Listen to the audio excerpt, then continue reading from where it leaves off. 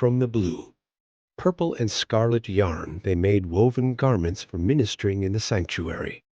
They also made sacred garments for Aaron, as the Lord commanded Moses.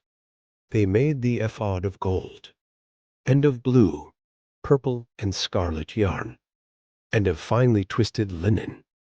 They hammered out thin sheets of gold and cut strands to be worked into the blue, purple, and scarlet yarn, and fine linen, the work of skilled hands.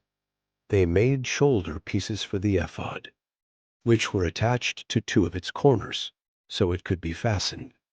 Its skillfully woven waistband was like it of one piece, with the ephod, and made with gold, and with blue, purple, and scarlet yarn, and with finely twisted linen, as the Lord commanded Moses. They mounted the onyx stones in gold, filigree settings, and engraved them like a seal, with the names of the sons of Israel. Then they fastened them on the shoulder pieces of the ephod, as memorial stones for the sons of Israel, as the Lord commanded Moses. They fashioned the breastpiece the work of a skilled craftsman. They made it like the ephod, of gold, and of blue, purple, and scarlet yarn, and of finely twisted linen. It was square, a span long, and a span wide, and folded double. Then they mounted 4 rows of precious stones on it. The first row was carnelian, chrysolite, and beryl.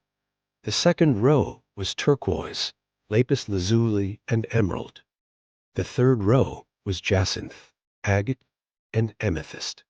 The fourth row was topaz, onyx, and jasper. They were mounted in gold filigree settings. There were 12 stones, one for each of the names of the sons of Israel, each engraved like a seal with the name of one of the 12 tribes.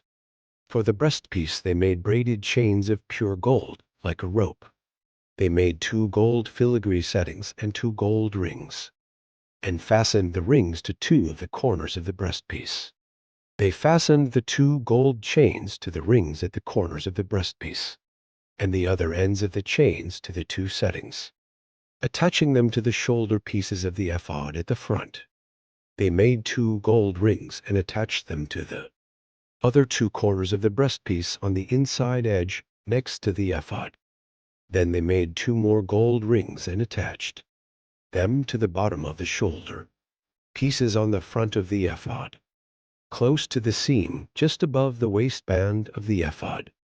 They tied the rings of the breastpiece to the rings of the ephod with blue cord, connecting it to the waistband, so that the breastpiece would not swing out from the ephod, as the Lord commanded Moses.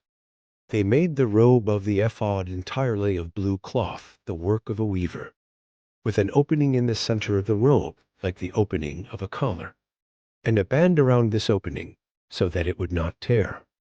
They made pomegranates of blue, purple, and scarlet yarn, and finely twisted linen round the hem of the robe. And they made bells of pure gold and attached them around the hem between the pomegranates.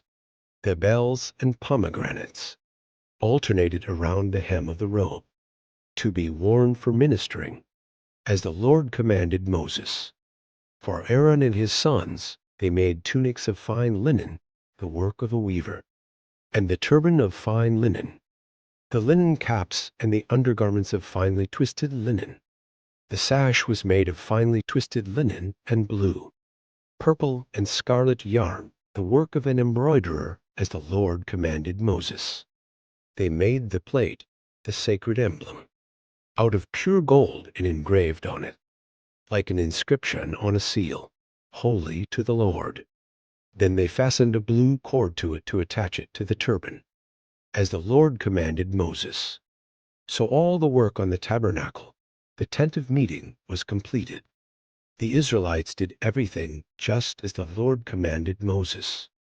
Then they brought the tabernacle to Moses, the tent and all its furnishings, its clasps, frames, crossbars, posts, and bases, the covering of ram skins dyed red, and the covering of another, durable leather, and the shield and curtain.